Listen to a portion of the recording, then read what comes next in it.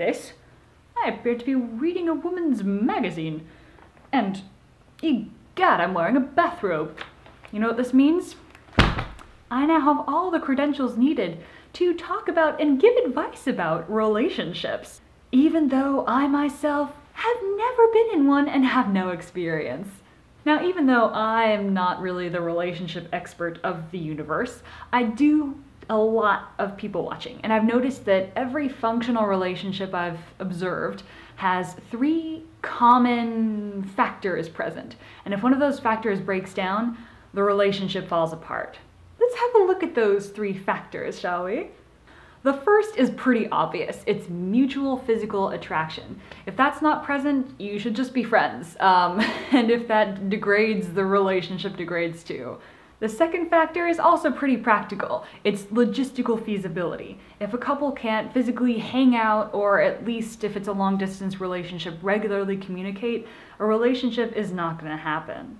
The third factor, and I find this one to be the most interesting, is either a mutual or complementary need, which I see as either something so simple as like the mutual desire for a summer fling, or something more complex like this deep-seated need to be protected, complemented by, with the other party, a need to protect and be dependent upon. One thing that I find to be interesting is that sometimes couples get together based on a shared or complementary need, and then over time that need changes for one or both parties, and then the relationship slowly falls apart. And I think this is why a lot of marriages fall apart.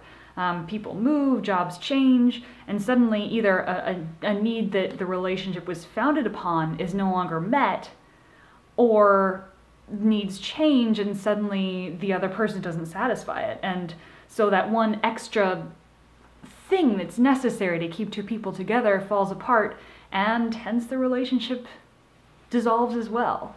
That said, I really don't have any experience in this area. I just like to comment on it. So if you think that there's another aspect to relationships that I didn't talk about that you think is really important to keep them good or functional, I'd like to hear about it. You should share your opinions and thoughts in the comments below. I look forward to hearing what you have to say about relationships. If you are in one, good luck on keeping those 3 pillars strong. And if you're not in one, consider how potential mates might satisfy those 3 different requirements. Have fun out there, kids, and be safe.